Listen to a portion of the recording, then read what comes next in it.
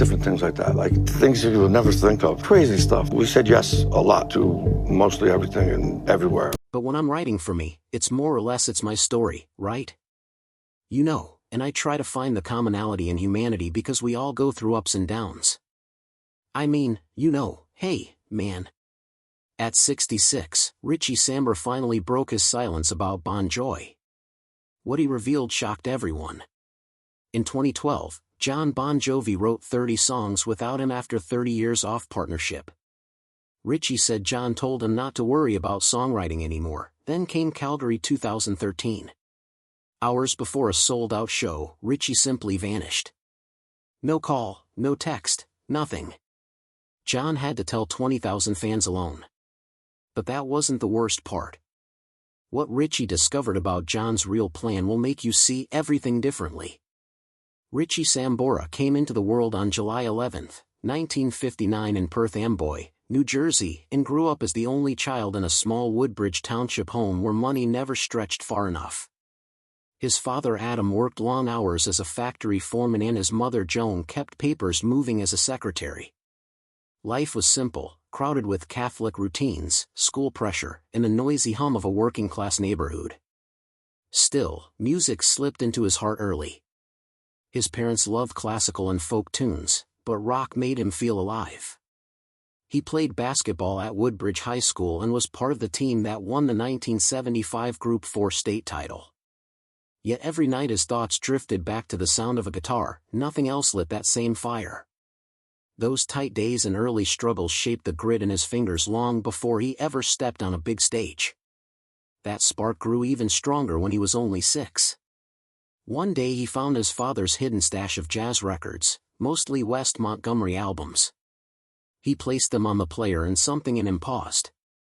The smooth thumb technique, the warm licks, the soul in every note, it all poured into his little room. He played albums like Stolen Moments and the Latin Side of West Montgomery again and again until memorized each bend and slide. He had no teacher, no lessons, only his ears. That self-taught hunger became his identity. By the mid-1960s, Montgomery's recordings had sold over 100,000 copies and had shaped countless guitarists. Young Richie became one of them. Those early nights with jazz and blues planted the seeds of the unique rock sound he would later bring to Bon Jovi. Everything shifted again when he turned 12. One night, he watched Kiss explode across a television screen in 1976. The makeup, the fire, the way the guitars screamed through the room. It hit him like a shock.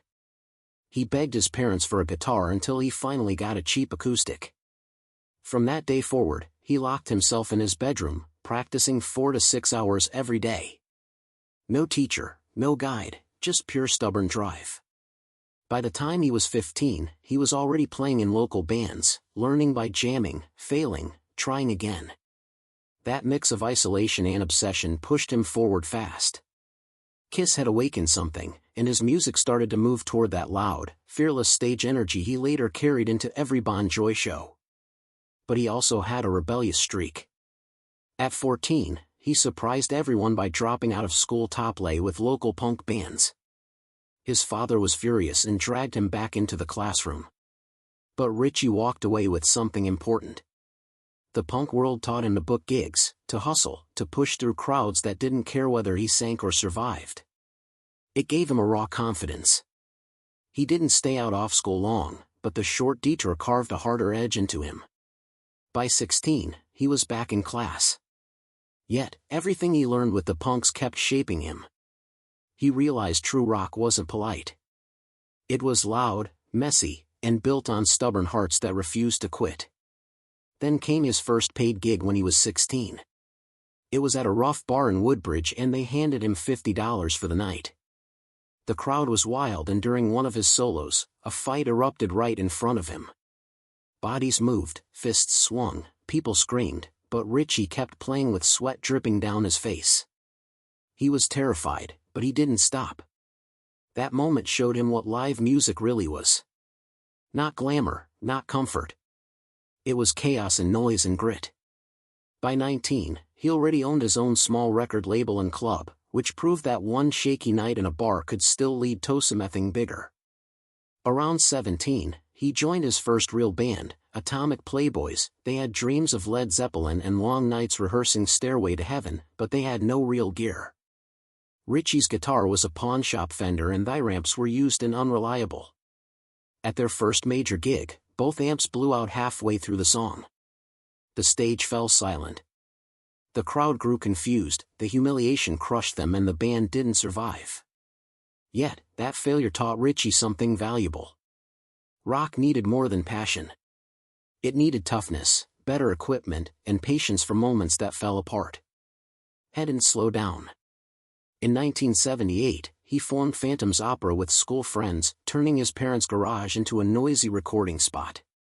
They practiced until neighbors called the police. Even then, they kept going. Their demos somehow reached radio station WAB. And soon the band became a local sensation, earning about $200 a show.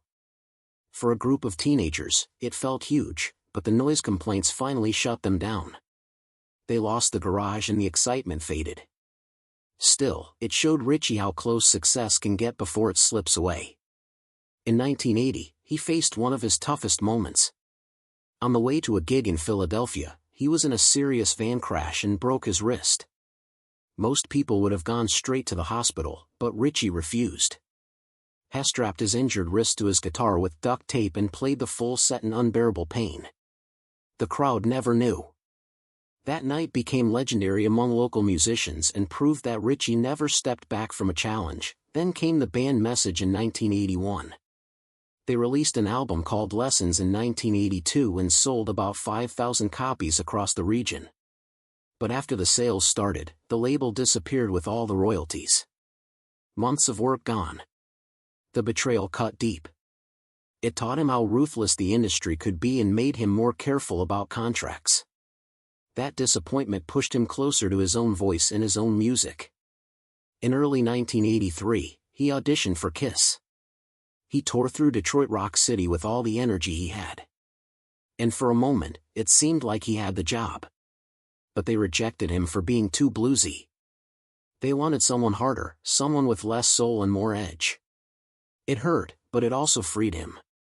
Instead of becoming a replacement for someone else, he started shaping a path that was truly his. Everything changed one humid summer night in 1983.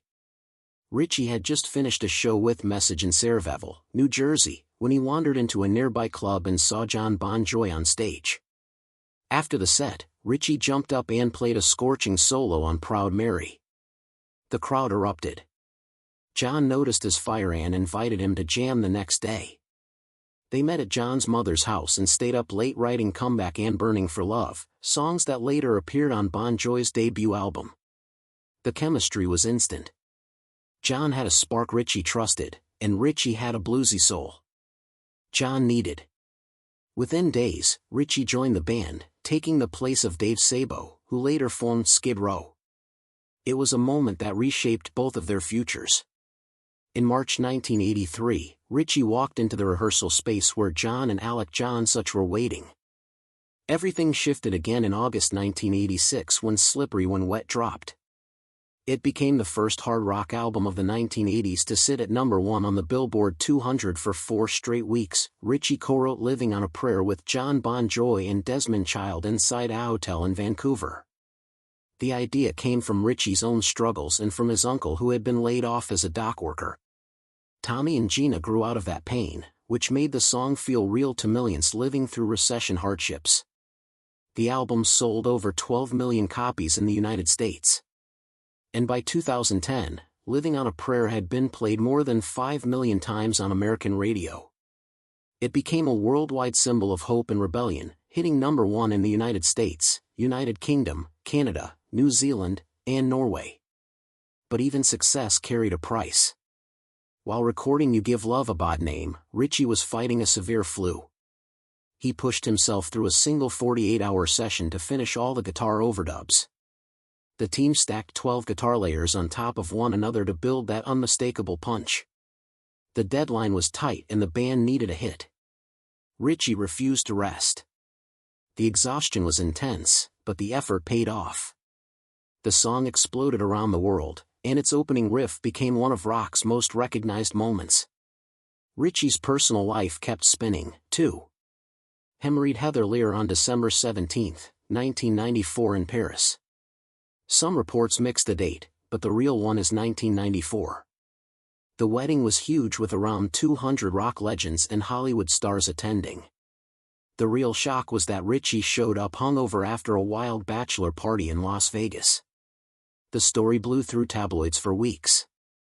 The wedding looked like a perfect fairy tale, but it also opened the door to a long and emotional chapter that would one day lead to divorce. Another storm came during the Slippery When Wet tour in 1987. While performing in Brazil, over 100,000 fans rushed the barriers when Richie played the talkbox solo in Living on a Prayer.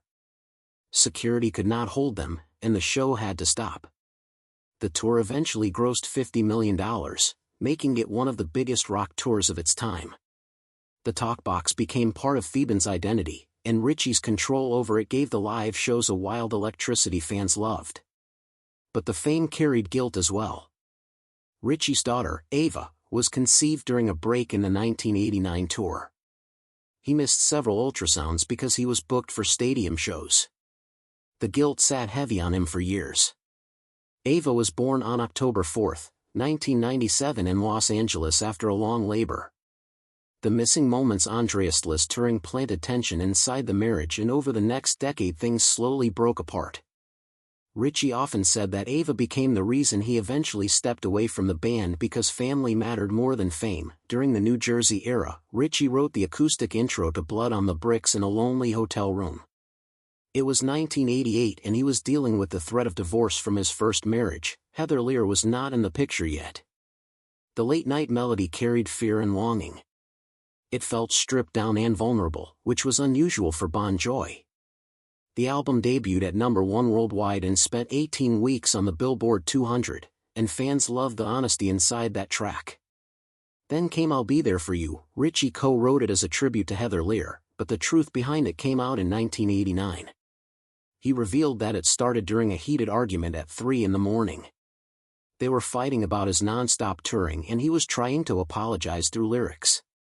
Jon Bon Jovi confirmed the story later and said the song grew from Richie's relationship pain. It reached number 1 on the Billboard Hot 100 for 3 weeks and stayed there for months because listeners felt the truth inside those words. The band's global reach pushed them into stranger stories, too. During the 1988 Moscow tour, the band played at the Moscow Music Peace Festival in Gorky Park.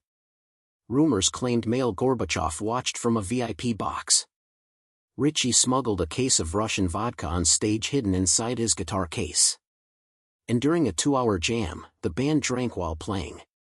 The story spread fast and turned into part of rock history, showing the group's wild edge during their prime. Around the same time, Richie's Ferrari almost got him into serious trouble. The riff for Bad Medicine came from a night in 1988 when a sped down Sunset Boulevard at 120 mph. Police pulled him over.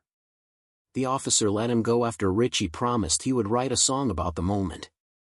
That fast and reckless energy became the backbone of Bad Medicine, which topped the charts for 3 weeks and turned into one of Feuds' most famous tracks.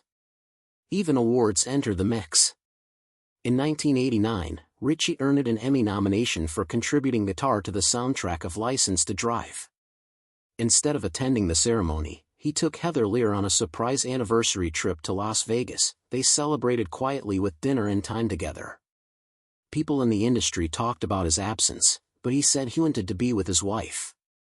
Richie Sambora reached a strange crossroads in September 1991 when Bon Jovi stepped away for a 17-month break. The world still saw him as the band's guitarist, but he felt a pull to try something of his own. So, he stepped into the studio with Jeff Lynne, the man behind Electric Light Orchestra and the traveling Wilbury Sand made Stranger in This Town. Eric Clapton even played lead guitar on the promo single Mr. Bluesman. Richie covered The Wind Cries Mary and it startled a lot of Hendrix fans. They were not used to seeing a Bon Jovi guitarist dive into soft blues and soul. Still, the album climbed to number 36 on the Billboard 200 and number 20 in the UK. The title track ran over 6 minutes, which was something Bon Jovi never did. It showed how much he wanted to slow down and look inward. Ballad of Youth became the first single. It reached number 63 on the Billboard Hot 100, then number 25 in Australia and number 59 in the UK. Richie